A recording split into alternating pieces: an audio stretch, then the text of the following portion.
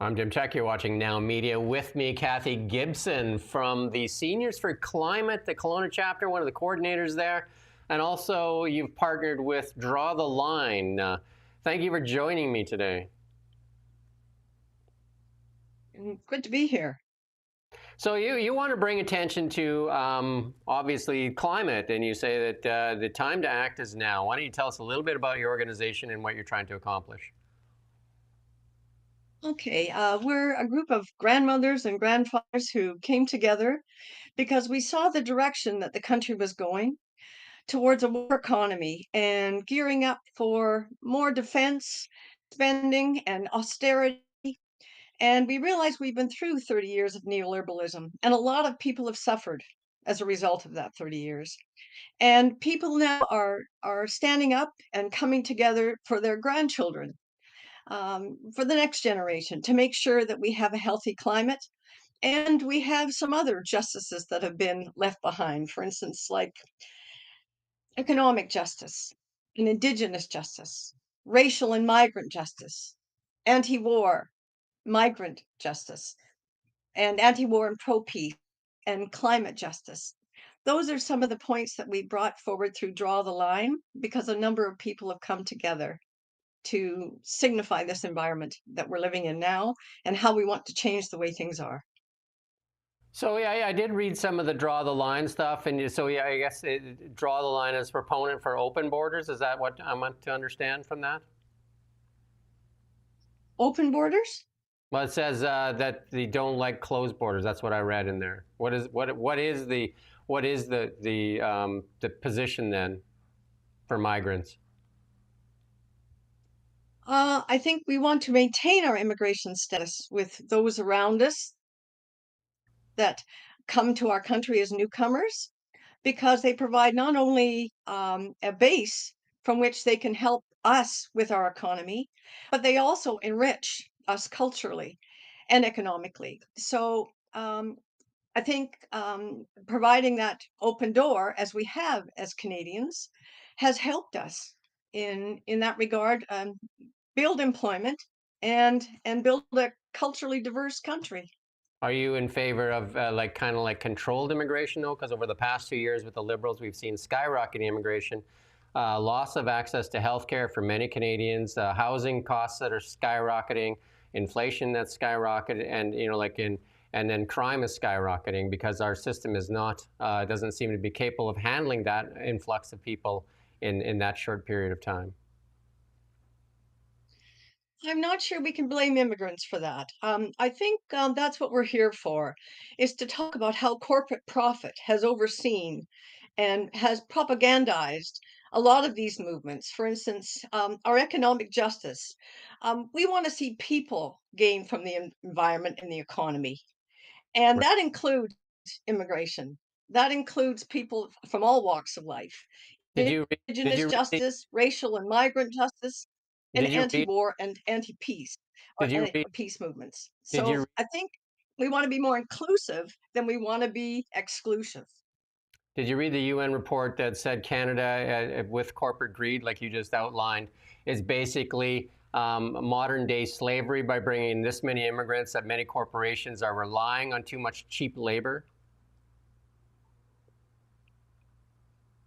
Yes, and I think that goes under the title of economic justice, that we're not servicing the people that are employed in a way that's just.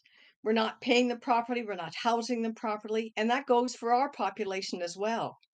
So that's why our movements have come together because we see a broad spectrum of injustice that has been left behind by 30 years of neoliberalism and corporate profit. I'll leave that one there. On the climate, you're reacting to Mark Carney's approval of the LNG there in northwestern BC in that, and then so you're saying the fossil fuels need to be ended. So what does that say to the economy? I mean, Canada's in debt. We're probably going to table a $100 billion deficit. Some of our biggest riches are in our fossil fuels and in our resources. So what is the solution there? Do you think for Canadians to have access to healthcare and all that stuff? That's part of how it's paid for, according to this government. So what would be the solution? Well, Seth Klein has written a book called A Good War. And instead of a war economy, we could, in fact, provide for a just transition for green, sustainable jobs using the Youth Climate Corps, for instance, which would provide a green basis for sustaining our economy as well as building on clean environmental policy that Clean BC did substantiate quite well in 2018. We want to stand by those targets and we want to build on it rather than digressing to other projects which provide more fossil fuel profit. And we feel that it's a dying industry. We'd rather see a national electrical grid, for instance, utilizing such resources as Site C, which is a dynamic um, investment in our province and could fuel this national electrical grid across Canada. Well, all of that takes capital, and a lot of the capital in Canada is leaving. A lot of capital is fleeing Canada because of the regulations and stuff that you're just talking about. The last 10 years of Liberal policy has caused a lot of capital to leave because of all the regulation, and you're asking for more regulation. So where do we get this capital then to invest in that? I'm a big believer in green. I have solar on my roof. I drive an electric car, but also a little bit of a realist in recognizing that. How do we get there? When we're talking about everybody wants more money, like you're saying, you don't want any cuts to public service, and so how do we maintain that when their bill to the Canadian taxpayers in the billions and billions of dollars? Well, there's no doubt that we have our challenges. But I don't think going backward is the solution to austerity, hurting people more, not housing, not providing for housing and public health care and electric cars, as you say, and solar. Solar's the cheapest it's ever been. It Mm-hmm. can provide a lot of more energy than fossil fuel companies can, and at least regard for our health and well-being, our environment.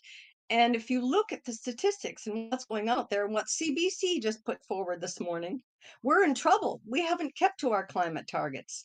And we have to build that into our economy if we're going to survive, let alone be economically feasible.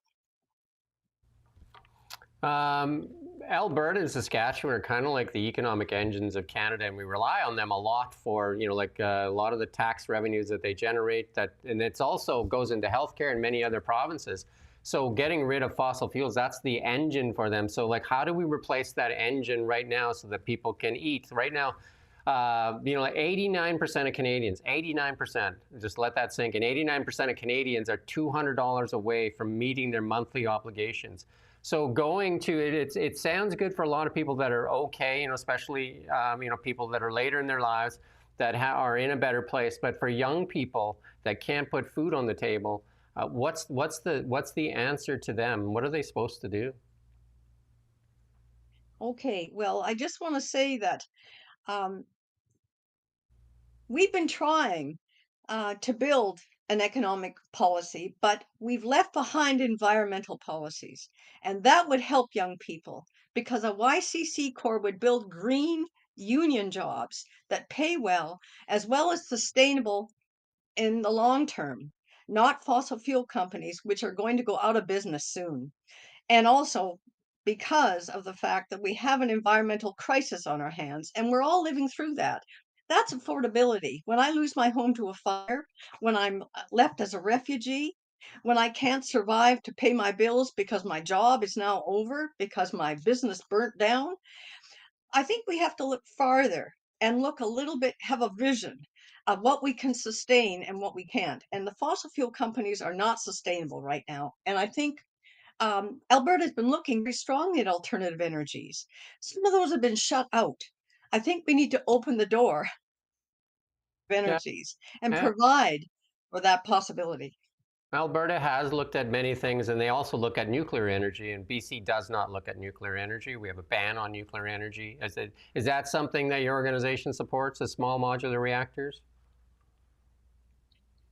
I can't really comment on that. I think our organization has been strongly for a national electrical grid and alternative energies such as solar and Where's wind. so most of And this also, I, would come from solar and wind? So this grid would be powered with solar and wind, or? no, the national electrical grid would be powered with Site C plus another. You'd have to make bridges of electrical grids across Canada, and I've been talking with some other the leaders in our communities, and they say it's possible, but it would be through phases. But it's a lot Um, better than waiting for fossil fuel companies to build another pipeline or to further fracking, which we know the health and, and the benefits with that, and the land problems that we've been hearing about so I've done because interviews. of Yeah, the. I, I've done interviews with Fortis, and you realize we still buy power from Washington State and from Alberta. Like Site C doesn't provide enough even for British Columbians. Well, we're not able to do that anymore, so we've got to stand on our own 2 feet. But I think some of these projects are like 5 years away. A Mm. national electrical grid isn't, and solar energy isn't. And we can move in this now. We can move on the YCC core. We can move on a electric transit for people, for public. We can move on public housing, social housing. The NDP is famous for that. How many people in your organization in Kelowna here? How many of in the seniors for climate? How many would you say are very active members? Well, it's strange. We started out small, but we keep gaining in number. And now we're on the board for Draw the Line. We have people coming from small communities to join us in this protest. We have now a national across Canada cities taking part and having their own rallies in their own particular ways, what's pertinent to their communities, and it's international. So I think people over profit is really having a time now. I think we've come into a what you might say a critical juncture in our history. Do we go back to fossil fuels and to more austerity and a war economy, or do we think for people and think for Indigenous justice and for migrant justice and for people who were left behind after 30 years of neoliberalism? We don't want war. We want peace. So you talk about a war economy. I know that there's a couple of active wars going on in the world, and those are one in Ukraine, and then the one in Israel in Palestine there in Gaza. Do you think Canada's at war somewhere too? You say end the war economy here. No, I say we're building a war economy Mm. with the amount of defense spending that's been put into Carney's budget. That's very close to the United States, and I don't think we want to go there. I think we want to protect Canada, but we also want to help people, ordinary people, survive this crisis, this climate emergency crisis, this inequity of economic pay crisis, this Indigenous inequity, and migrant inequity. Is there any young people in your group as well? Because a lot of young people are looking for opportunity, and they would say that like all these things that you're talking about, go against them seeing any future opportunity. I mean, there's so many British Columbians leaving. Young people are leaving British Columbia for better opportunity in Alberta. What do you say to them? I'd like to fight those statistics if it Sure. I mean, you're would welcome be to. I mine. mean, they're put I out by think the the government. YCC. What's that? Okay, but I think the YCC is the Youth Climate Corps is creating a huge challenge Yeah. to some of the ideas that people could want to work at McDonald's. I think people do want to take care of the economy. They want to build their future. You asked me that. Young people are really nervous about how we're progressing. They don't see a future. They're having a feeling of hopelessness. The YCC provides turns hopelessness into hopeful Mm. and puts people to work at a decent wage. I don't think Alberta can compete with them. I think BC's ahead there. Okay. Is there anything you want to add? Is there a message you have for people that you want to share? I guess I'd say I welcome us coming together for economic justice, Indigenous justice, racial and migrant justice, anti-war and pro-peace, and climate justice. And I guess for us, seeing this many people come together for one project across Canada and internationally says something to our governments, but more to our corporations that have left us behind with profit, We want people over profit now, Where's and the we next ask for these event? justices to come There's over. an event coming up. Where is this event, and where will it take place? September 20th, Saturday, in front of Kelowna City Hall at 1 o'clock. Okay, so if people want to, And is we're going there to a have a sit-in. okay, you're gonna have a sit-in. If people want to go to a website to get Well, more information, where do they go? well, they could join us at the Kelowna Okanagan Library at 11 a.m. to make a sign if they don't have one, Okay, and then just come on board to Kelowna City Hall, and that's on September 20th, um, in front of Kelowna City Hall. What time was that again? 1 p.m. 1 p.m. There you go. I do thank you for your time, Kathy Gibson, and I wish you well. Thank you. I appreciate talking with you today, Ian. All right. Have a Cheers. great day. You too, as well. Bye. We don't just report the news, we live here too. We're your neighbors, bringing you stories that matter to all of us. No government funding, no outside influence. Kelowna Now, local, independent. News you can trust.